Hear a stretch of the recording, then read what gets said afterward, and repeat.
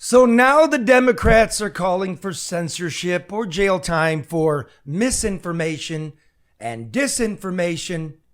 Roll the tape, Mark. We're going to have to figure out how we rein in our media environment so that you can't just spew disinformation and misinformation.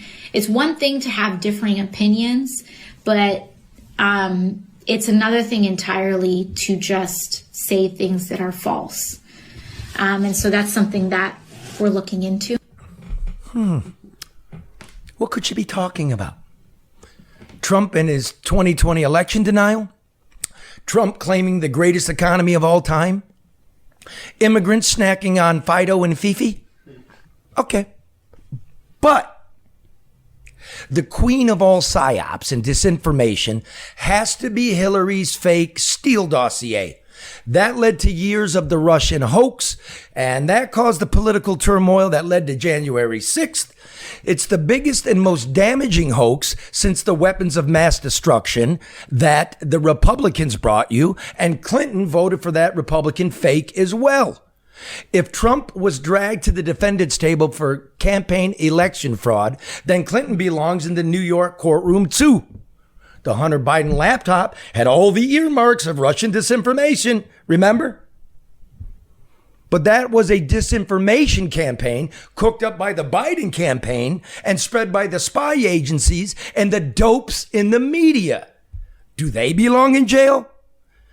More bullshit still from the Democratic elites this time around. Dictator from day one. Bloodbath. Very fine people on both sides. Trump's 2025 project. Trump's national abortion ban. Trump will cut Social Security. Fake border numbers. Fake inflation numbers. Cheap fakes. Biden's competency. And no troops in war zones. Well, we just sent more over there, didn't we? Harris and her campaign footmen are congenital deceivers. The TV stations who air their campaign commercials for big money are her co-conspirators. Are we really going to censor them? How? Worse. Who? Some hipster with a Princeton degree and caramel-colored saddle shoes? Some deep state cadaver from the smoke-filled bunker? AOC? Hillary? Be careful what you ask for, America. You'll go after your opponents now. You'll muzzle them. You'll convict them. You'll jail them. And you'll be happy until they come after you. Free speech is sacrosanct in a democracy. Without it, it's an autocracy dressed in a silk robe. Remember, the founders wrote down the right to free speech first, before they memorialized your right to privacy, your right to guns, or your right to a fair trial. Let's roll. Live from downtown Detroit, it's the No Bullshit News Hour with my main man, Charlie LeDuff, and Karen Dumas. Let's just breaking this. No more bullshit. No more bullshit.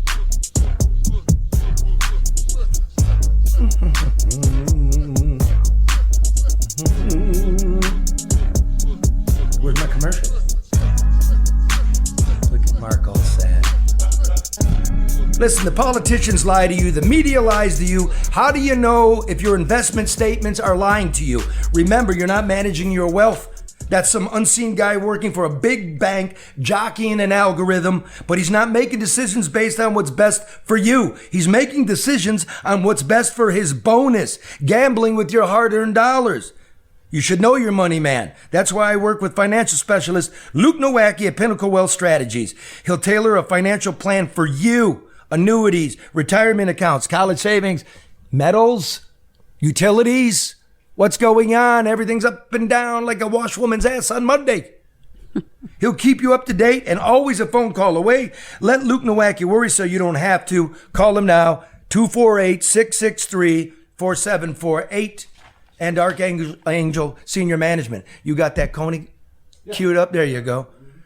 Are you an entrepreneur looking for a safe and socially responsible real estate investment?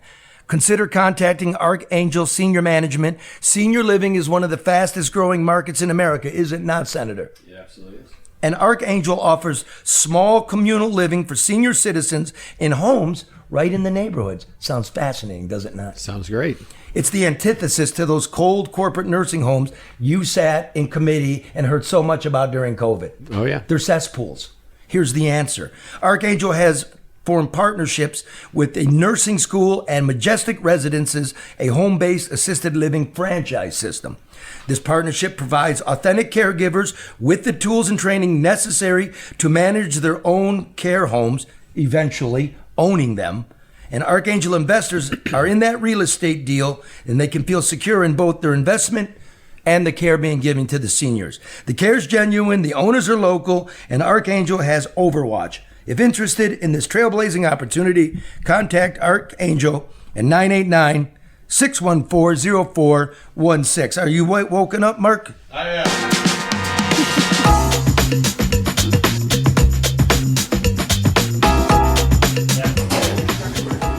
American Coney Island. So good, even Al Roker from the Today Show eats here. Not like that other guy, Al Joker, who eats at Lafayette. So make sure you're a roker and not a joker. American Coney Island.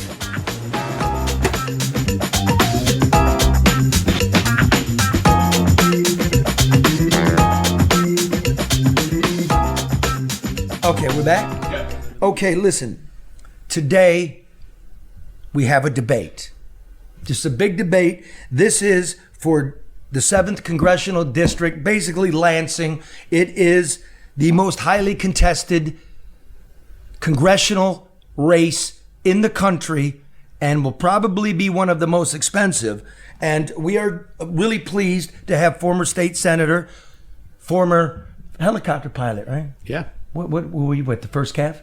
No, I was back here in Michigan out of Grand Ledge. But I did active duty too, but yeah. You did? Did you do it in the war zone? Yeah, started a tour in Iraq, not when I was a pilot, but did a tour. Did you see Tim Walz there? I did. You know, he must have been there when I wasn't. I didn't see him on my deployment. Yeah. So Army man, former Senator Tom Barrett, and want to welcome his opponent on the Democratic side, Cardboard Kurt Hertel. He's right here. See, he has a wardrobe malfunction. Oh, it's a Janet Jackson. Don't look at that. So we got a mannequin here because Curtis, dude, you're a weasel. You are. You're a weasel. The people want to know, this one's for keeps. You have been, the Director of Health and Human Services during COVID. Your wife now runs it. You were Whitmer's lobbyist. You helped make these budgets. A lot of money went out to special interests. You're now putting out commercials where you're pouring gas in a lawnmower. You're a regular guy, and you can't even bend over to put the gas in. You're taking a knee. What? We don't have that, do we? I'm not playing it for you either. We gave you ample opportunity. I don't understand, as a guy whose whole life you would call him a Democrat. I never belonged to a party, but I'm from Michigan. I'm actually really from the working class, and I never worked at a fucking McDonald's. Never. I worked at a Chi-Chi's, and it was right on the service drive at Middle Belt Road, Kamala. I can tell you where the fuck I worked. I can tell you the factories I worked in. I can tell you the flower shops. I was an ice cream man. I was a carpenter. I laid tile. So what? That's not what we're asking you to do. So, Curtis, you're a creature from the lagoon, and you don't have the guts to show up for the debate. So we're going to let Hologram Hertel back here answer for you. And a caveat. Because Senator Barrett here did have the guts, and it ain't going to be softballs, dude. You know what I mean? I don't support you. I don't not support you. I don't support him. I do not support. People have a right to know they're making a big decision. Yeah. Hertel, if you take any of this program, any of it, like Whitmer did, who doesn't have the balls to sit here, never gives an interview, puts out stupid TikTok videos because she's empty, and then you steal my program to win yourself a governorship. And I told you cease and desist, remember? Yeah, I do remember. Okay, so the big swampy blob that is politics in this country. The Democratic Governors Association, no, I wasn't going to sue, but that was a copyright infringement. So I'm going to make you a promise, Curtis. Now until Election Day, you take a second of this or any of your proxies, I'm going to hound you. You're going to see me every day, and you're going to answer for how you got that big contract for a pretty much no-show job.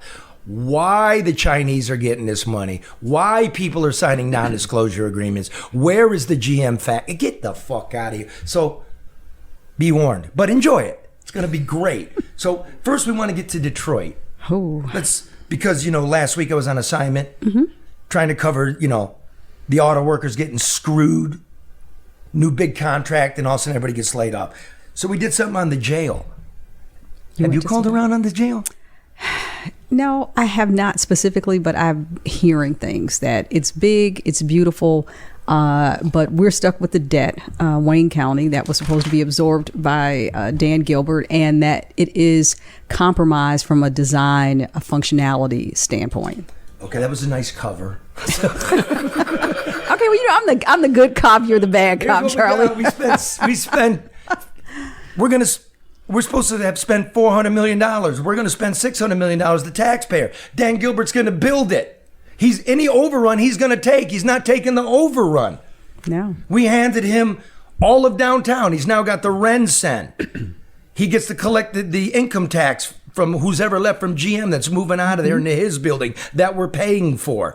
He owns the former jail, the courthouse, everything down there. The OUAW building off Jefferson. He owns everything. And he's going to build a new jail when he never built a jail, and now we're way over budget, and we're going to get stuck with it. Now, how is that jail? Well, according to my sources, first of all, nobody's allowed to know. But here's the intel from the inside.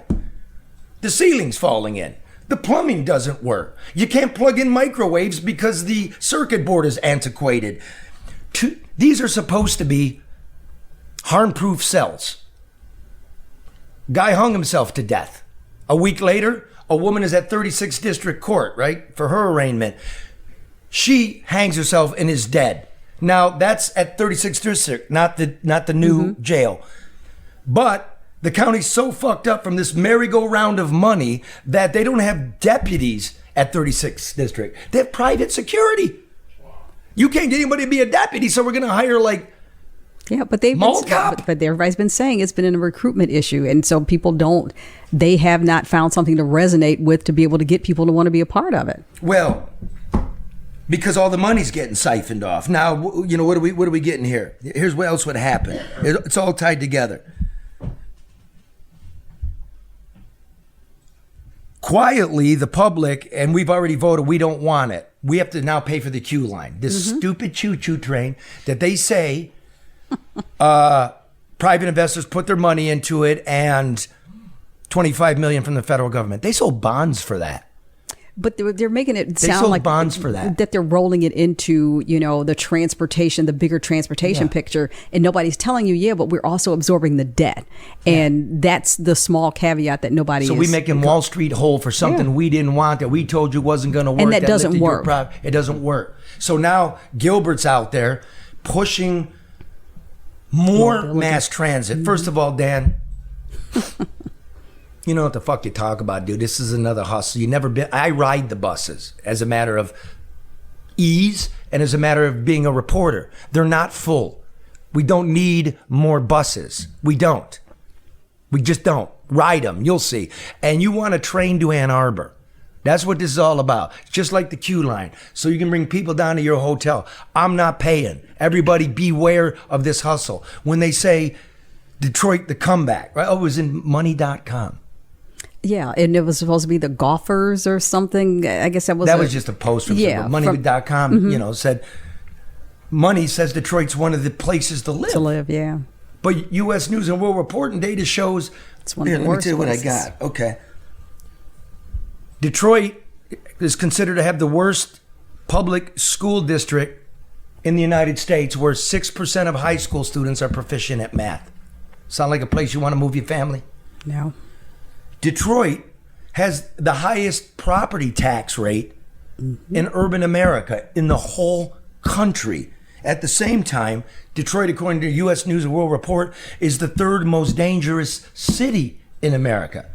Second most dangerous big city after Memphis. The revenue's been falling under Mike Duggan. Hey, he's great. Hey, Mike Duggan. Follow me, people, a little bit of numbers here. When we went bankrupt in 2013, the amount of taxes that the city of Detroit was pulling in, property taxes, business tax, income tax, was about $1.2 billion. Okay?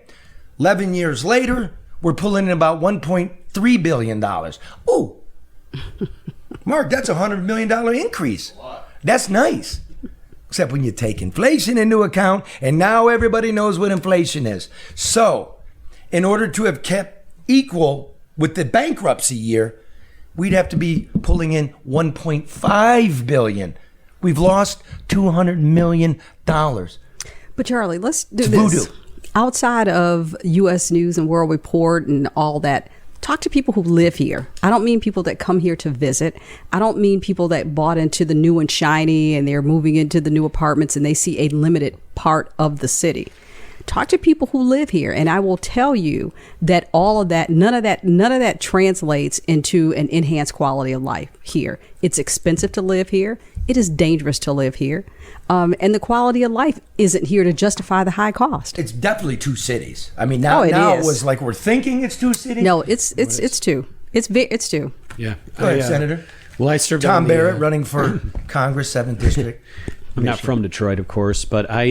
This is the capital city, bro, so you know something about Detroit. You grew Right, up in right. the burbs here, right? I did, So yeah. you know about Detroit. And I served on the Michigan Land Bank Board before I got elected to office. And at one time, we were the largest landowner in Detroit because we had the most parcels were in the Michigan Land Bank. It was tax reverted property that nobody was buying.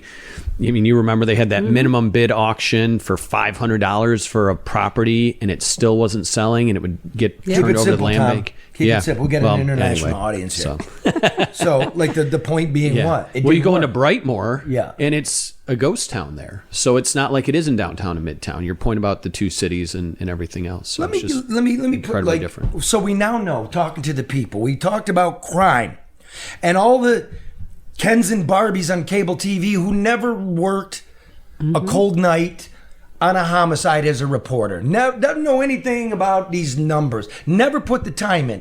They wear makeup and they spew talking points. Now it becomes clear to them the FBI crime numbers. LA's not reporting. New York's not reporting. Chicago's not reporting. Phoenix isn't reporting. New Orleans isn't reporting. What would that tell you about national crime rates if the big cities, the dangerous cities, aren't reporting? They're not accurate. Boom. So all of a sudden they find out there's a survey of people, the crime victim survey, who tell you crime's going through the roof. Okay, so now they bend the knee, you're confronted with a survey. Here's what they're leaning on. I heard this on Fox from the resident liberal who doesn't know her ass from her elbow. And she's not a liberal. She's a strategist. Liberals are cool to me. Liberals are coming from a place. Strategists are guns for hire, and they just talk shit. And they've never been in the real world, and they won't go out there because they'll be eaten alive. Except for you, Jason. I was going to say. Yeah, except Present company for real. excluded. Some for real, and those No, are the include him. Yeah, those are the people I dig. Those are the ones that know what they're talking about. Hey, Curtis, Cardboard Curtis. Yeah, he's busy talking to his strategist. Here's the thing. She says, well, you know, I mean, that's true. Crime's up. It's good to talk to people. But you can't hide a body, and the FBI says murder's down 12% from last year. If you knew what you were talking about, let me put up a chart here. Can you put this up, Mark? Okay, for those of you listening can't see it, for those of you watching can't see it. This is murder, homicide from 2015 to 2023. There's two different columns. One is the FBI's number. That's the one in orange. Murder in America per 100,000. The one on the left in blue is the Center for Disease Control. Their homicide count from 2015 to 2023. Every year, of course, the CDC reports more homicides than the police do, and the police report it to the FBI, and the FBI duly reports it to the public. Every year, it's about a 5% difference between what the CDC finds and what the police report. Where does the CDC get its information? From all the county coroners in America. The coroners determine cause of death. That would be homicide, that would be accidental, that would be natural, and that would be overdose. Okay? So if you accidentally ran somebody over, that's not a homicide. If you intentionally ran them over, that's a homicide. So you'll notice, since Biden took office and the way they calculated murders, and all these big agencies aren't reporting, that the gap between the CDC and the FBI really starts to widen, right? So let me get close there. In 2019, the CDC reported about 5.6 murders or homicides per 100,000. The police reported 5.2. Okay, so 0.4. Fast forward to 2023. The CDC is reporting 7.5, and the police are reporting about 5.5. That's a 30% difference. So when the boneheads on TV tell you crime dropped, murder dropped 12%, it didn't. These are fake fucking numbers. You're not safer. You know it. We're all telling them, and they can't understand why the stock market's great and crime's going down. What's wrong with America? You're too dumb to know what your life's about. But Charlie, a second ago, you were talking about people, talking heads and the makeup, and they're spewing talking points.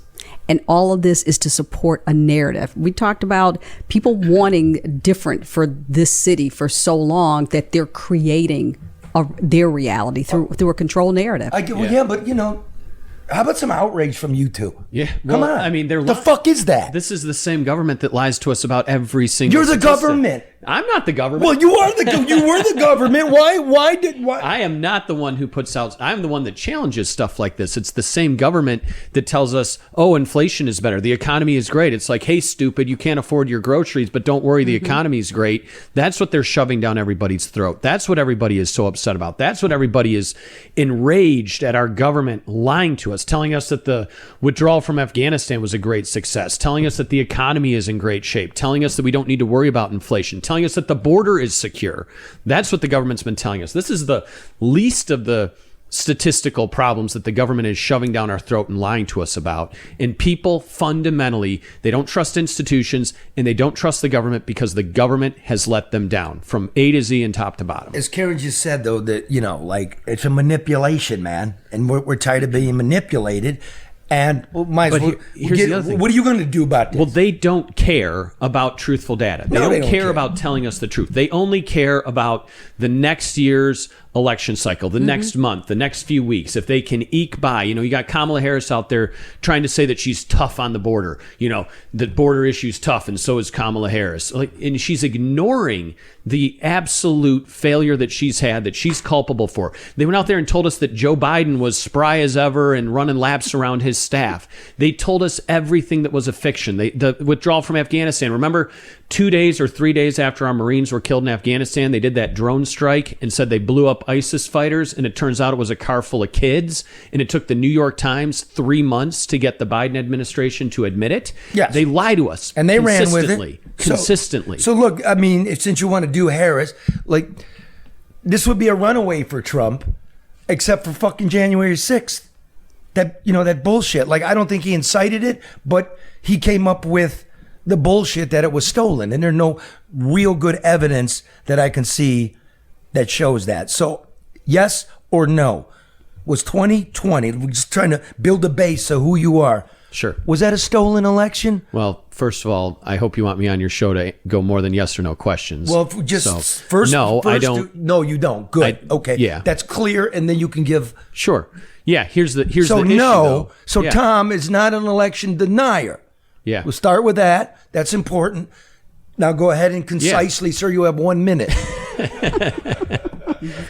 Jocelyn Benson broke the law, our Secretary of State. That is true. That was found 3 months after the election. How did she break the law? She instructed the clerks to disregard any of the signature verification on the ballots that came in through the mail. She gave know. She gave the direction to assume that it's true. Yes. That's against the law. And you Absolutely. and it was found to be against the law in courts found March that. of 2021. That's not a conspiracy. That's the fact. That is the truth. Okay. So how much effect did that have? Nobody can know. Once those ballots are tabulated, you don't know whose is whose anymore. Do you know that I processed the most absentee ballots in the state of Michigan? I did not know that. In 2020, that night at TCF. You're 100% correct. Yes. Go ahead. Yeah. So when you break the law that way, you cannot then just say nothing happened to this is all great and fine. But no, I don't go out there. I wasn't at January 6th. I was at home with my 9 months pregnant wife, waiting for her to go into labor on January 6th of 2021. Oh, shit, yeah. And I condemn that violence that took place in real time because I don't support violence. Nobody that I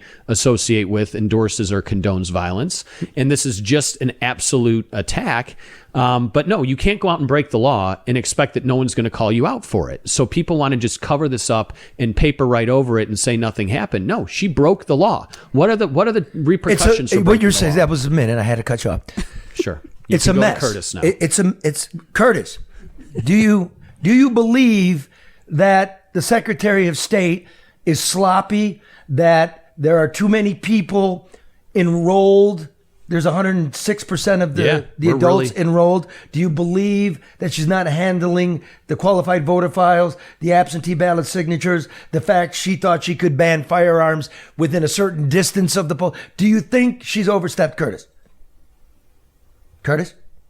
Well, That was too many I know questions, Curtis Charlie. a little It's bit, overwhelming. and maybe he just thinks that Michigan is really good at voter registration, and we're so good at it that we have 106% of our eligible adults registered. And voter motor. I know two people personally that aren't citizens that when they went to get their driver's license, they automatically registered. They didn't even ask them. So when, again, the pinheads who are for sale, like in media, you know what they like? They like to get their little story. They like to get their little story. And so when I hear the talking point, it's against the law. It's against federal law. Illegals can't vote. No, they can't. But there's nothing stopping them. You know what else is against the law? Home invasion, but I bet you lock your doors too. Yeah, and you know what? No, you're right. My neighbors in my nice, fluffy, Pleasant Valley Sunday suburb. You're right. No humans illegal. But the shit they do is illegal. So should voters trust the integrity of the process? I mean, if you're saying, the Secretary of State is sloppy and, we've talked about voter rolls not being purged, people that are deceased are still voting. I mean, could that contribute to voter apathy? People just don't trust the process? Well, that's what they want. They want people to be apathetic. They want people to give up on it. They want it to just walk away and frustrate us to death so people don't participate. And then you see the compounded misinformation coming from the government telling us that all of these things are great when they're not. Okay, boom. Which election denial? You can just go on Twitter. You go, look at the 20 minutes of the Democrats denying the election results in 2016. It was Russian psy, right? It was, come on, man. Come on, we're dying out here. I was in the state capitol when the Electoral College met in Michigan, and there were people banging on the railings in the state capitol building, protesting and challenging and telling the electoral vote going on in the state Senate chambers not to go forward. So Now- I got video of it. Now, how does the Detroit how do the police hide stuff? First of all, they might not report it. Number two, I got a homicide in October. It's indeterminate. We won't report it. Then when we find out it was a homicide in 2000, the next year, we'll go back and put it in last year's count. But the official count never changes. You see, you hide a couple bodies there. Then you don't have to count it as a murder if it's justifiable. I own a liquor store. Guy comes and puts a gun in my face. I drop him. That's a justifiable homicide. The police won't report it, but the CDC will report it, right? Because what does that tell you? We can't wait for the police. The police aren't coming. There aren't enough police. The response times are slow. So we're all taking the law in our own hands. That's what's going on. So national news can fuck themselves. They're weaklings. Now, the Tigers have made a run. It looks like the playoffs. Yeah. I love the Tigers.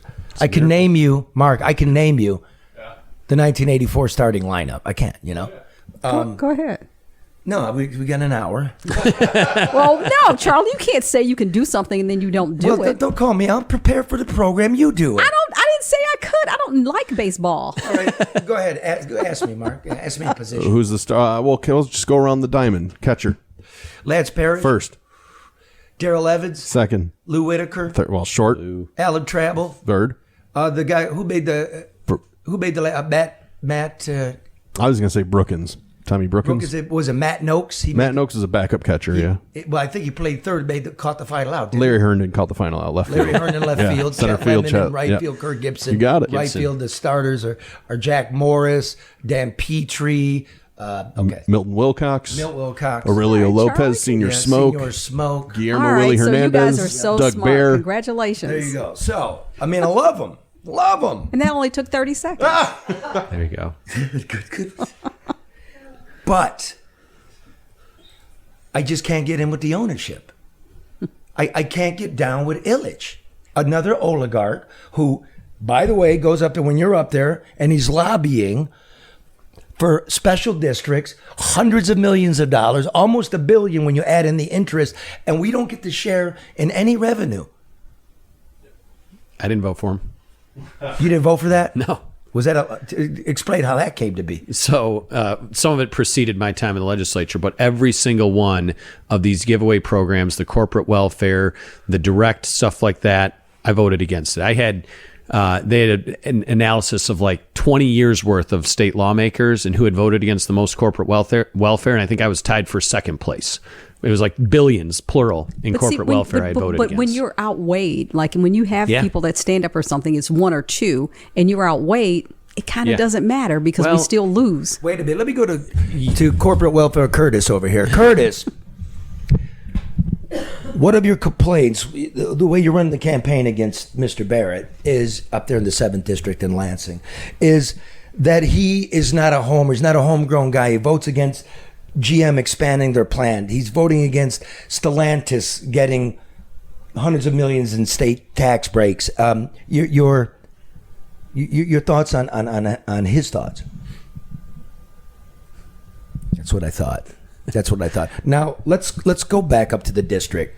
It's a big deal. The Delta project. The GM South Korean battery firm. The big plant. Yeah. Yep. They were. When you were running against Slock and she was trying to nail you on that, you're not for the car industry. Well, you get a lot of cheerleading in the papers and stuff, and this is, you guys don't know what you're talking about. What is the state? Now, we gave hundreds of millions of this project. 700 million, I think. 700. Is it built? They got the walls up, but no one knows what's inside. So it's no one's working there. The jobs aren't there. They're not cranking out batteries. They're not building cars. This is a thing that has been delayed and delayed and delayed, and the promises keep coming. The money's going out the door. In total, we've paid over $1 billion in these electric vehicle battery plant subsidies in Michigan already out the door. Not even counting. Wait, that's huge, right? Yeah. Because I get confused. You add them all up, and it's all these bills. Like, how much money's out the door? $1 billion. Bridge Magazine had a report. $1 billion has been spent already. We have created a grand total of 200 jobs for $1 billion. 5 million per job. We need one of those. 5 million per job. Well, okay, so we go to funding for school kids in this budget, right? And they don't get an increase. Right. Which means they lost 5% on inflation. 1.5 million school kids, $1 billion out the door, $1 billion out the door divided by 1.5 million kids, about $600, $700, $800 per student. You can do with that. Huh. That's wonderful. So I'm reading the Korean Times. Yeah. The Korean Times, because, GM's in partnership with the Korean battery manufacturer, they report the thing's It's been dead. mothballed. Yeah, they report it's dead. And I'm not getting anything here. You know why? Yeah, because the Korean media doesn't have the same consequences for their reporting over there that they do here. So they report that this project's been put on hold, but General Motors and the beneficiaries back home want to pretend like it's still full steam ahead. It wasn't too long ago that South Korea was a dictatorship. And their press is more free than ours. I was going to say, isn't that pretty much what we're experiencing with our media? Yeah, absolutely. So our media, they're saying, oh no, it's full steam ahead, but they've delayed the project multiple times in a row. I mean, Ford has already admitted that they are losing $100,000 per electric vehicle that they're making. Nobody's General buying, Motors has, decreased demand. And I think the worst of all project with this is the Goshen deal up in Big Rapids that is going to not just be a bad economic investment, it is a substantial national security threat to the United States. Did Hertel sign the non-disclosure agreement? He did. With the Chinese? And he is in their Foreign Agents Registries Act disclosure. Like, Wow. yeah, Wait, whoa, Yes. he's a foreign he lobbies for a foreign company, and it's So he is listed in their FARA filing, their Foreign Agent Registries Act filing, with secret conversations they had about getting this project approved through the state legislature and the concerns that lawmakers had. While he was Governor Whitmer's lobbyist, he's working with registered foreign agents for Goshen to get $175 million pushed through the legislature. so would cardboard cutout Curtis hologram Hertel, if he was elected to Congress, would he be able to serve on any committee where you needed No. a clearance, intelligence clearance? No, absolutely not. You're not allowed? No, you After can't be. you're You not can't lying? be I don't entangled. know. So I speak- can't. I can't. You say, don't know. I can't say with certainty what somebody would or wouldn't do for a clearance. I mean, when they lie to us in the way that they have, I can't say who would approve what. But what I can tell you is I've qualified for a security clearance. I did 22 years in the United States Army. I had to go through security vetting, and having entanglements with foreign governments is a huge red flag that would prevent someone from receiving a security clearance. And I remind people that I also signed a non-disclosure agreement in my life. The difference is it was called a security clearance in the United States Army. So there are things I can't talk about or tell people, but that's because, they came about and arose through my service in the United States Army, not because I was in bed with the Chinese communists about how we're going to cook up a scheme to send them $175 million of state tax money. When we got people in Michigan that can't afford their groceries and can't afford their rent and can't afford the daily living expenses, we're going to take $175 million of their money that they don't get to decide whether or not they send to Lansing. It is mandatory that they pay their taxes. And we're going to take that money and give it away to the Chinese communists when Barack Obama's own CIA director says it'll be used for espionage against us. It's a mess. Obama. Let's get to 2024 here, bro. No, I'm just saying he's a Democrat, and they said it'll be used for espionage. Even the Democrats are admitting that. But as voters, like even prostitutes get paid. We don't get anything. We're like whores. Like we give away everything, or it's being taken. And I hate that analogy, but I can't think of anything. You used it, I noticed. I know I did, because I couldn't think of anything else that was just. I know you do, Charlie. But I'm saying we get nothing back. We everything is taken from us, and we get nothing back. This is why elections matter. People go out and say all these fluffy things, but you got to look at what's actually happening. Yeah, I voted against. Nobody's saying fluffy things. They're eating fluffy. You got to look at, when the chips were down, do you want to be there at the ribbon cutting for this grand opening of this big facility that you get to take credit for because you voted to send them money? Or are you going to be disciplined about it and say, this is not in the best interest of the taxpayers? Maybe we should go, the media should go take some. Well, now you get shamed for it. Rethink it, after writing these talking point columns, and go up there and actually do some work. Go sweat. Put on some track shoes. It's not happening, Charlie. And know what you're talking about. Yeah. Now it's time for the debate. Oh, okay. I thought we were already in it. We'll It's start, just the preamble. We'll start with you, Mr. Barrett. Okay. You're on record. You've been on this program before. You as a human being, you are rabidly anti-abortion.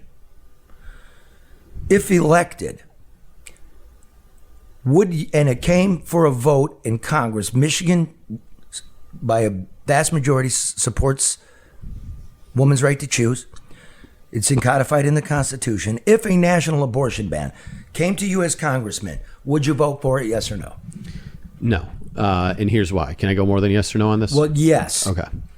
So, yes, I am pro-life. And my own life philosophy is that life has value, and we ought not take a life unless it presents an imminent threat to another life. I've seen enough tragedy in my life to just have this feeling and life philosophy that every single life, from the youngest among us to the oldest among us, all have a value. And we're all endowed by our Creator to carry out whatever our God-given potential is.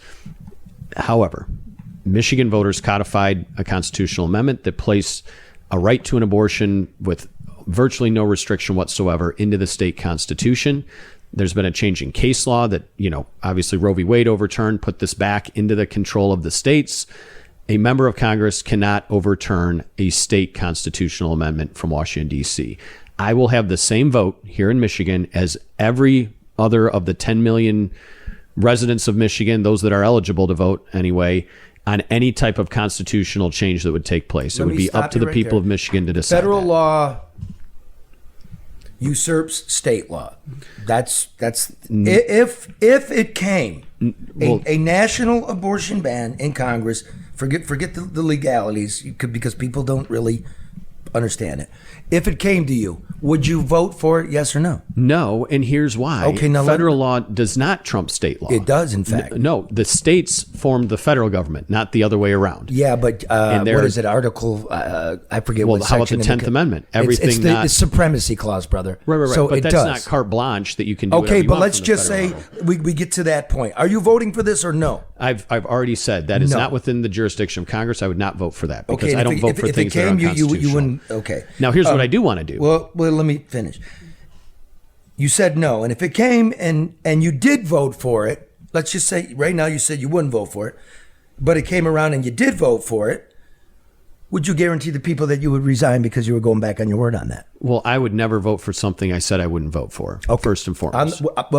That's and I'm not going to go down I'm going to break my word and because I'm not going to do that. You But guarantee here's the what- people. Yeah, and here's what I do want to do. You And I guarantee think- the people. Yes, and here's what I do want to do, and I think this is important as well. I'm listening. There are a few things that the federal government does have control over, or jurisdiction over, as it relates to abortion policy. Number one, protecting the Hyde Amendment, something that 70% of people agree with, that says we're not going to take taxpayer money and spend it on abortions. Okay. People who are conscientious objectors like I am don't want to see our tax money going to pay for other people's abortion. Next, from there, protect the rights of conscience of medical providers, doctors, nurses, others who don't want to participate in abortion. Make sure that their rights are protected so they aren't coerced into doing Fair that. enough. Next, protect minors, parental rights, so that minors are not being transported across state lines without their parents' knowledge or consent for the purpose of procuring an abortion.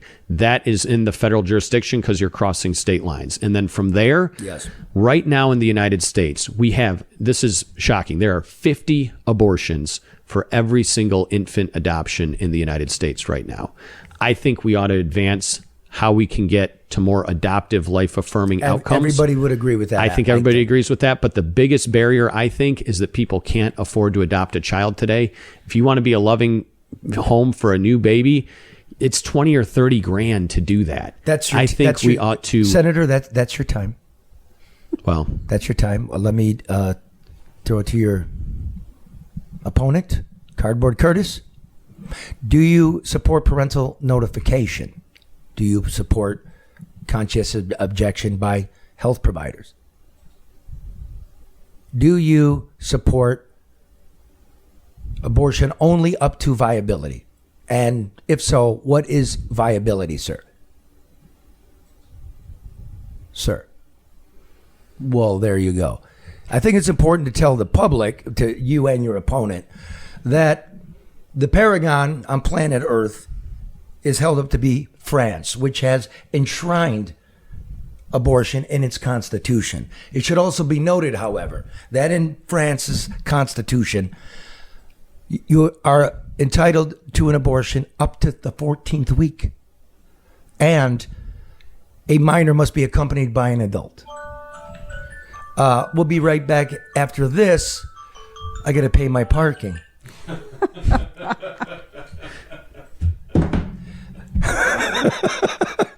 Okay. It's another story. Let's move on now to Stellantis, which is a European-based auto company run by Carlos Tavares, right? Carlos is eating escargot somewhere while he's letting our cars go somewhere. Thank you. I like that. Just good. here in Detroit. Did you practice that? No. You should have. Did it just come to you? Yes, like that? yeah, I know. good. I've got a Pulitzer Prize. And it shows. Wow. We're laying off 2,500 people in Warren at the Ram plant, which was The second biggest selling pickup in 2019 and 2021. 2 times running the truck of the year. We get a great contract, the UAW, $30 an hour, and all these temps finally get a job. And 11 months later, whoosh, whack, you're gone. We gave them nearly $500 million when they were Fiat, and then 2 months later they become Stellantis. Nearly $500 million to expand the Mack and Jefferson plant in Detroit, where they're building the Durango, the Jeep. Now the word is they're going to ship that out of the country, probably Canada, maybe Mexico. Former President Trump had an event the other day when he noticed the John Deere tractors behind him, and John Deere's threatened to move a couple of hundred jobs out of the country. And he said, you do that, and I'm slapping a 200% tariff on you, John Deere. Just beware of that. You as a free market specialist, right? That's where you stand. Do you support tariffs for people offshoring American jobs? I support policy. First of all, clearly, yes or no, and then you can. Okay.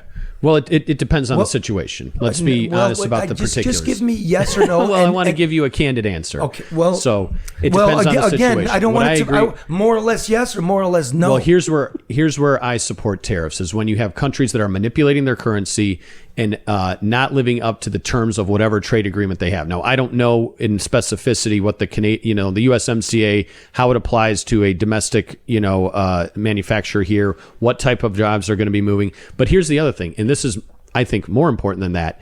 Illinois, where John Deere is located right now, has been openly hostile to manufacturers, to employers, to their own people. They have, some of the highest taxes and greatest regulations in the country. Michigan ought to be competing to get jobs out of Illinois, not Canada. If you're looking to go to Canada, why the hell aren't you coming to Michigan? And if it's because we aren't doing the things to make our economy better, it's because we're spending out all this money in corporate welfare instead of putting it into the things that would naturally draw more investment into our state. That didn't make any sense. So like what? You look at Site Selector magazine. I'm pausing. No. It didn't. No. How did that not make any sense? No, you don't just get to go off. It's not a fucking This is a debate. Oh, it's a debate. Okay, well, I'm sorry. Yeah. Okay. So you're saying we're going to compete with Illinois? That's created the problem, and now we're going to compete. It's global, bro. It is global, but it's also domestic. It is. A state that is high tax, high regulatory, so as a Congress, hostile to job providers, why wouldn't we be a better place? Let me ask Cardboard Curtis. Curtis.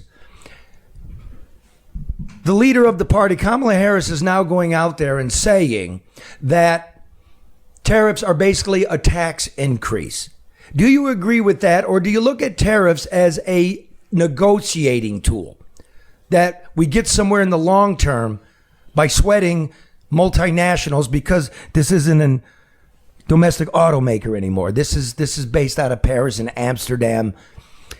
Curtis, do you think that it's a tax or that it's a negotiating tool? And would you support tariffs to keep jobs here?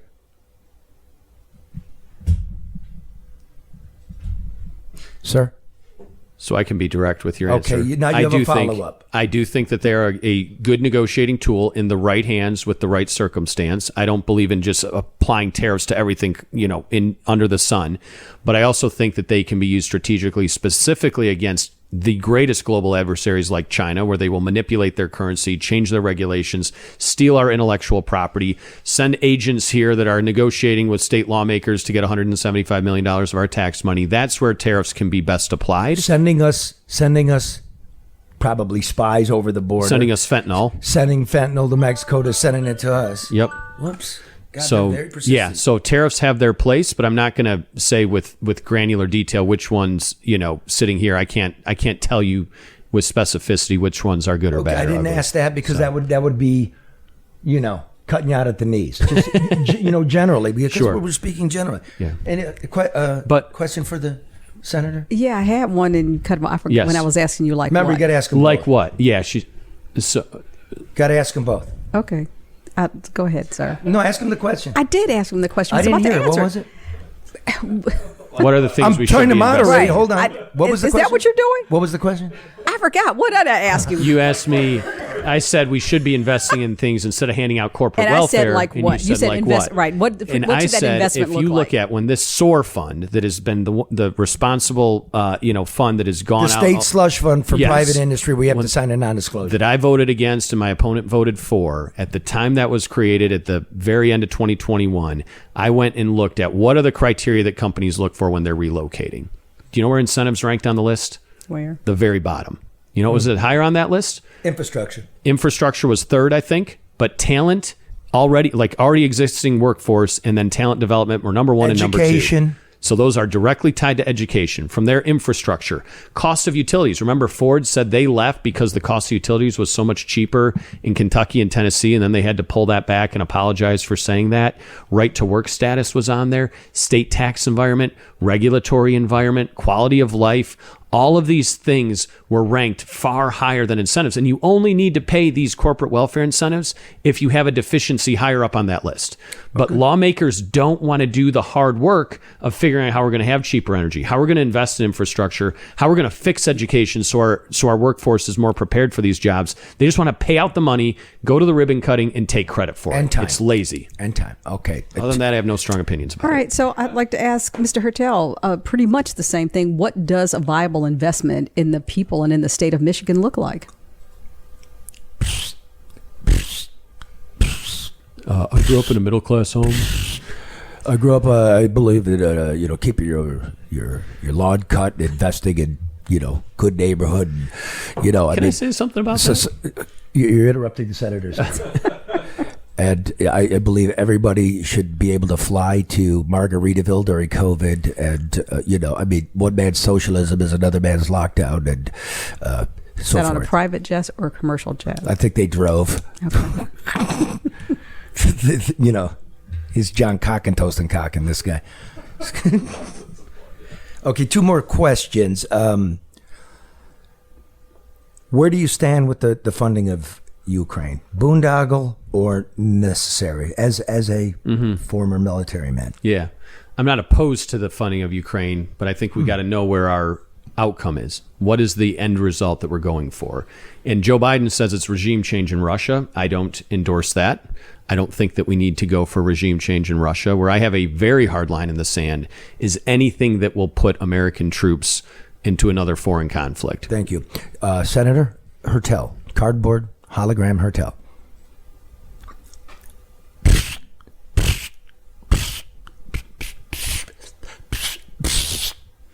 Does that sound like cricket? No. Okay. Israel, Yeah. Hezbollah, Hamas, where you stand on that? Again, I'm on the side of defeating terrorists. I spent 22 years of my life in the Army, the entire duration of that war on terror. I stood literally closer than you and I to terrorists in Guantanamo Bay, Cuba for a year of my life. And I don't want those people here. I don't want them creating terrorism in other places. They are evil people and we have to stop them. Again, I'm not going to send American troops to do it, but I'm going to support those that are in the cause in that fight to make sure that we have a safer world. Should they have driver's licenses? Illegal immigrants? Absolutely not. Senator Hertel. Sir. Thank you for that. It's illuminating. Thank you. And finally, do you believe EV is one thing? Do you believe that the state should be involved in financing these new components, these matter babies? The what? It's a component, it's a matter baby. Can you expand? Matter baby. Okay. And what is that? What's the matter, baby? Nothing. What's the matter with you? And that's all we have time for. Thank you. We will see you next week. And remember, vote and vote often. See you next week. You might. I'm coming, Mayor. Can't believe you got me on that.